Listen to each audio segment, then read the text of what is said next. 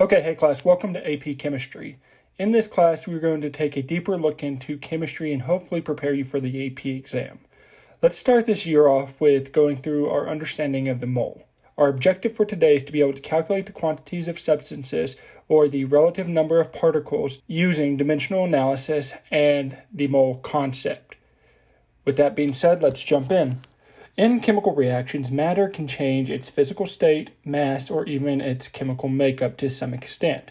With these changes come a plethora of units that are specific to that change. For example, we can measure the mass of a solid, but once it turns to a liquid, we would have to measure the volume and know its specific gravity in order to compare the mass of the liquid back to the solid. Because this can be complicated and there needs to be a way in which we can relate substances to one another, the mole was created. A mole is a unit that relates the atomic mass of an element or compound to whatever we need it to. If we can convert a substance to moles, then we can find any measurement or relationships for that substance. As you learned in prior chemistry classes, a mole is the atomic mass of all the elements within a compound, or just the atomic mass of the single element. We find the atomic mass for each element by looking at the individual element's periodic square. The atomic mass is the decimal number usually at the bottom of these squares. So if we look at the atom carbon, its atomic mass is 12.001 atomic mass units. That means there is 12.001 grams of carbon in 1 mole of carbon. If we were doing this for a compound, we would simply add the atomic masses up for each element within the compound. For example, the formula H2O would give us 2 atomic mass units coming from our hydrogen and 16 coming from our oxygen, giving us a total of 18 atomic mass units. In other words, 18 grams of water in 1 mole of water. Here's an example of what you might see in a mass to mole problem.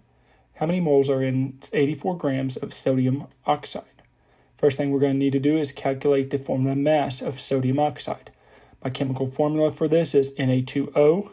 So there are 2 sodium atoms, each weighing 23 atomic mass units, and 1 oxygen atom weighing 16 atomic mass units. This gives me a total of 62 atomic mass units, or 62 grams of sodium oxide per 1 mole of sodium oxide. Now I'm going to use dimensional analysis to solve for my moles.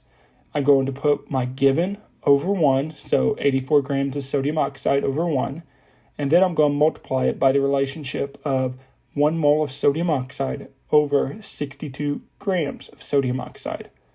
Once I cancel my units out and multiply my tops and bottoms out, then I get 84 over 62, which is 1.35 moles of sodium oxide.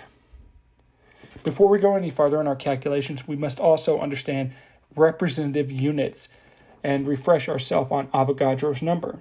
Avogadro's number is a numerical representation of the number of particles or formula units within 1 mole of a substance. Avogadro's number is 6.022 times 10 to the 23rd power, and it can be paired with any of the following representative units: atoms, molecules, or formula units. The representative unit we use will tell us what kind of substance we are dealing with using Avogadro's number. If it states that there are X atoms of a substance, we know we are referring to a basic element, for example, carbon, hydrogen, oxygen, and etc. If I say I have X molecules of a substance, then I am referring to a compound or a single diatomic element, for example, carbon dioxide, nitrogen trioxide, or a diatomic hydrogen atom, H2. Finally, if I state I have X formula units of a substance, then I am stating that the substance is a compound in its simplest form, or in other words, its empirical formula. An example of this would be table salt, NaCl. So, now let's bring some math in. If I am given 3 moles of carbon dioxide and I am asking to find how many atoms of carbon dioxide this is, I am going to have to take my relationship of 3 moles of carbon dioxide over 1 and times it by Avogadro's number, or 6.022 times 10 to the 23rd atoms over 1 mole. If I multiply these out, I get 1.8066 times 10 to the 23rd atoms of carbon. Okay, I feel that this is enough to go over for today. if you need a little help on these types of problems and trying to figure out how to work them out, check my practice problem video out linked at the end of this.